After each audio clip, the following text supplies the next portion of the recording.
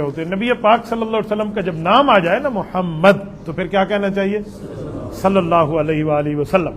ہمارے نبی پاک علیہ السلام نے فرمایا بخیل من ذکرت عنده فلم یصلی علیہ، فرمایا صحابہ میں تمہیں کنجوس دکھاؤں؟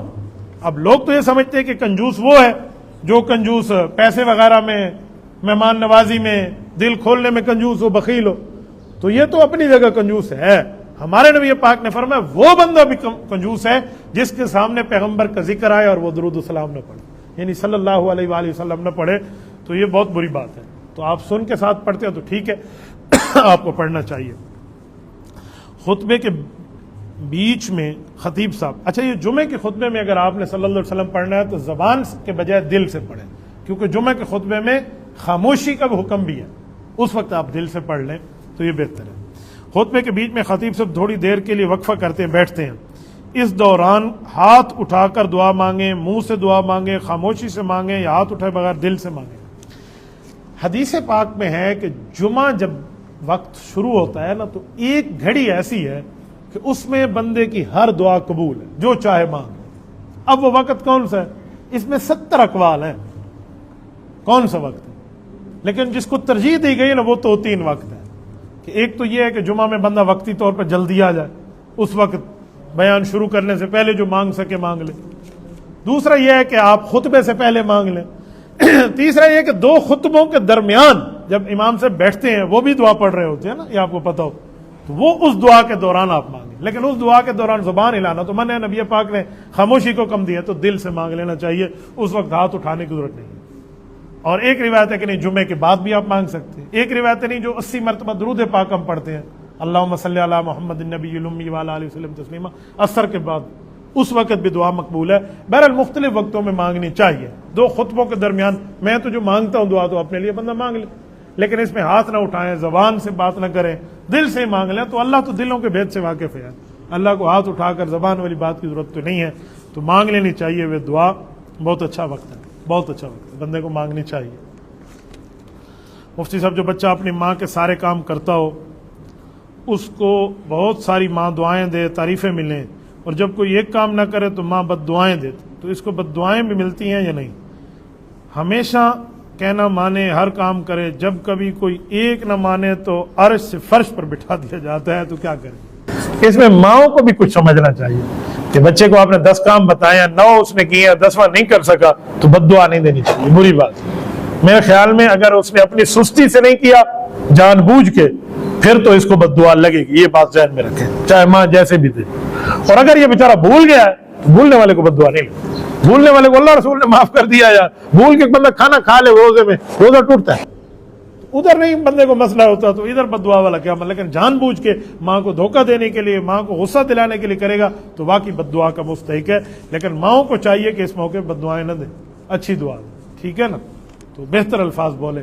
شیخ عبد الرحمن سدیس حفظہ اللہ تعالی 1984 سے کعبہ شریف کے امام ہیں، اور آج 1984 2024 میں 40 سال ہو گئے، اب 41واں سال اس بندے کو شروع ہے۔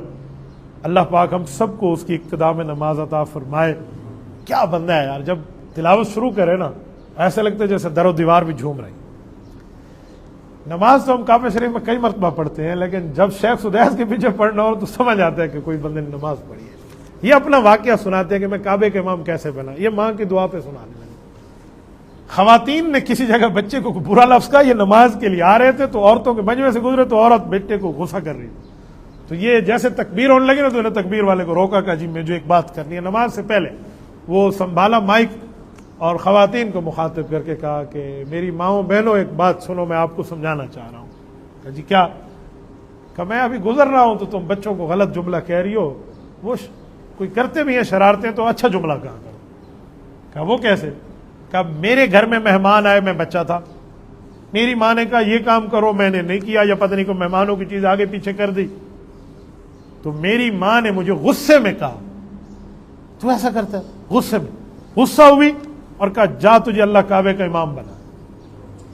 یہ کہہ کر شیخ رو پڑے وہاں پر، کہا وہ دن اور یہ دن میں اب کعبے کا امام۔ اس جگہ ماں کہتی چٹ پیرا لوگ تھی ہوئی برباد تھی، جہاں ہمارے یہاں کہتے ہیں، تو پھر تو کام پورا تھا۔ میں بڑا متاثر ہوا اس کی اس بات سے کہ وہ کہتے ہیں ماں نے مجھے یہ جملہ کہا کہ جا تجھے اللہ کعبے کا امام بنا. اب کعبے کے امام بننا آزمائش تو ہے, لاکھوں بندے آپ کے پیچھے, ایک سال میں کروڑوں بندے آپ کے پیچھے نماز پڑھ جائیں گے, ایک سال میں کیا کئی دنوں کے اندر آپ کو اپنی پاکی کا لحاظ رکھنا ہوگا, اپنی ترتیب کا لحاظ رکھنا ہوگا, اپنے وضو کا, سب کچھ کا ذمہ داری بڑی ہے. لیکن اس نے بد دعا کے لفظ میں نہیں کہا, دعا کے لفظ میں اللہ نے قبول کر لی. تو اس لیے ایسے نہیں کہتے. یہ ابن جریج رحمۃ اللہ علیہ کی جو بات ہے, جن کا بخاری میں واقعہ ہے کہ جریج اگر فقیہ ہوتا تو یوں کہتا. یہ امت محمدیہ سے پہلے کا فرد ہے ابن جریج نہیں, ساری جریج اس کا نام تھا. نبی علیہ السلام نے اس کا واقعہ سنا. وہ نماز پڑھ رہے اور ماں نے بلایا. اب ماں کے کہنے پہ نماز توڑ کے آپ جا سکتے ہیں, اگر اس کے پاس جانے کے لیے کوئی بندہ نہیں ہے توڑ دیں آپ نماز, کوئی مسئلہ نہیں ہے. یہ مسئلہ فقیہ کو پتا تھا, اور جریج فقیہ نہیں تھا, صرف صوفی آدمی تھا, نمازیں پڑھتا تھا. ماں بلاتی رہی آگے رکعت پوری کرے سا, انہیں نماز پوری کر کے کہا جی امی. تو اس نے کہا اللہ تجھے بری عورت کا منہ دکھائے. سخت تھی, ماں نے جملہ کہہ دی. پھر پہلے آتا تو اس کو تو توڑ دینی چاہیے, اس نے نہیں توڑی تھی. ہاں اس وقت آپ نہ توڑے نا جس وقت ماں نے کوئی کام کہا اور آپ کو پتہ ہے دوسرا بھائی بیٹھا ہے, بچہ بیٹھا ہے, بہن بیٹھی ہے, وہ کر لے گی اور ماں برا بھی نہیں مانے گی, پھر آپ نہ توڑیں. لیکن اگر آپ کو خطرہ ہے کہ ماں نے کوئی جملہ کہنا تو آپ توڑ دینا ماں, کوئی آپ پر گناہ نہیں ہے, اللہ رسول کی اجازت ہے. تو اس نے نہیں توڑی تھی, ماں نے جملہ کہہ دیا. اتنا نیک آدمی جو پوری رات عبادت کرے اور دن کو روزہ رکھے, وہی ہوا اس کے ساتھ.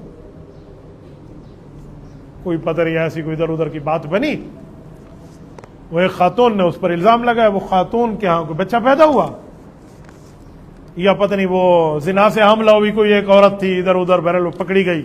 تو انہوں نے کہا تیرے پیٹ میں کس کا بچہ ہے؟ انہوں نے کہا جی یہ جریج کا ہے. لوگوں نے اس کے ساتھ جو کیا, توبہ توبہ, اس کی کٹیا کو آگ لگا دی, وہاں سے بھگا دیا, جنگل میں چلا گیا. تو نے زنا کیا, تو نیک آدمی سمجھتے تھے, اللہ والے. میں مفہوم سنا رہا ہوں آپ. بہرحال وہ وقت ہوا کہ جب بچہ پیدا ہوا, اس نے تو رو کے اللہ سے مانگ لیا تھا کہ اللہ میرے ساتھ بہت ہو گئی. اب جب بچہ پیدا ہوا تو اس نے انگلی رکھی اس میں اور کہا اللہ اس کو بولنے کی توفیق دیجیے, بولے کہ اس کا بیٹا. تو بچے نے بول کے کہا اس کا نہیں ہوں میں تو فلاں کا بچہ. پھر لوگوں نے معافی مانگی, دوبارہ بنا کے دی جگہ, جیسے کیسے تیسے وہ الزام ہٹ گیا. لیکن بنیاد کیا تھی؟ وہ ماں کا لفظ تھا. تو اس لیے عورتوں کو بھی چاہیے کہ بچے نے ایک کام نہیں کیا تو مشین چلا رہے ہو, بد دعائیاں دی, ایسے نہیں ہوتا. اس جگہ دعا کا لفظ کہنا چاہیے. ماں باپ کی بد دعا اور دعا میں اور اللہ کے عرش میں کوئی پردہ نہیں ہوتا, ڈائریکٹ جاتی ہے.